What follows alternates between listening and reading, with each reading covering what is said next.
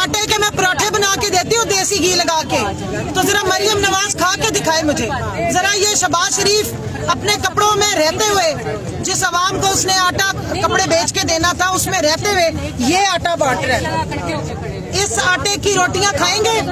ये आटा वजीर आजम हाउस में चलना चाहिए, ये आटा इनके वजीर आला को खिलाना चाहिए, ये आटा इनके गवर्नर को खिलाना चाहिए, ये आटा इलेक्शन कमीशन में जाना चाहिए। तब पता लगेगा कि आवाम के साथ क्या हो रही है।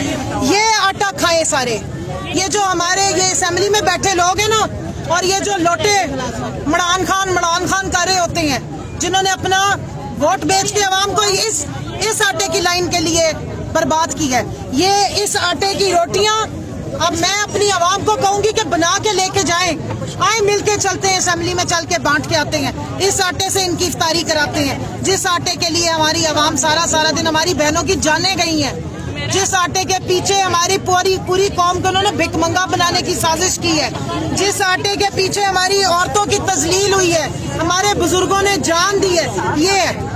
ये जानवर भी मुंह लगाएगा ना, ये देखें, जानवर भी इसको मुंह लगा के तो थूक देगा।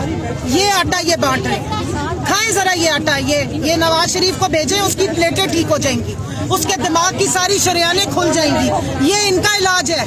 ये जो ये इस मुल्क से पैसे खा के गए, अनार छोड़ो, ये आटा खाओ। ये मरियम नवाज ये आटा खाओ, तो अपनी मुलाजमा को, जिससे तुम चाट मसाले डलवाती हो ना, और फिर वो जुबान से आके सुप्रीम कोर्ट पे लाल मिर्चें छिड़कने की कोशिश करी है। जात की किरली ते जप्पे शतीरा नू, उसे को आए तुम्हें रोटियां बना के दे, इसकी डाइट वाली रोटियां खाओ, बड़ी अच्छी रहेगी, तुम्हारा चेहरा और ज्यादा चमकेगा, सर्जरी की भी जरूरत नहीं पड़ेगी। ये खा के देखो, तुम्हारी सेहत अच्छी होगी। तुमने पाकिस्तानी अवाम को डंगर समझा हुआ है? तुमने पाकिस्तानी अवाम को क्या समझा हुआ है कि हम कोई भिकमंगी कौम है?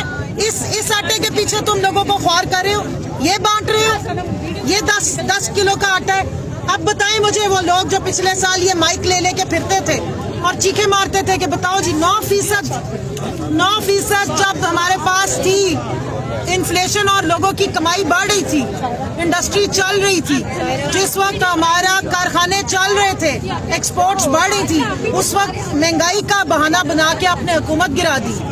आज जब महंगाई 67.7% है, तो सिर्फ और सिर्फ सुप्रीम कोर्ट पे और आइन पे अटैक हो रहे। हम सरापा एहतजाज है क्योंकि आपने इस पूरी कौम की तजलील की, और ये जो भिकमंगा बनाने की साजिश है, ये हम कामयाब नहीं होने देंगे। टूरे और फ्रूट तो आप छोड़ ही दें।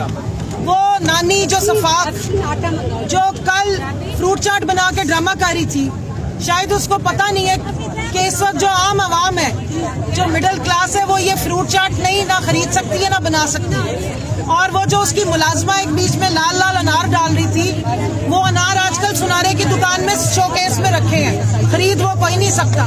खरीद यही लोग सकते हैं जिन्होंने आवाम के कपड़े उतार लिए और अब आवाम की खालें भी उतारने के चक्कर में। और मुझे लग रहा है कि बड़ी ईद पे ही आवाम की खालें जो है ना, उसकी कुर्बानी होगी, क्योंकि अभी छोटी ईद पे जिस मुल्क में रोजों में लोग बांटते थे, आवाम बांटा करती थी, आपको गली मोहल्लों में इफ्तारियां नजर आती थी, वहाँ आज आपको भूख नजर आ रही है, वहाँ आज आपको गुर्बत नजर आ रही है।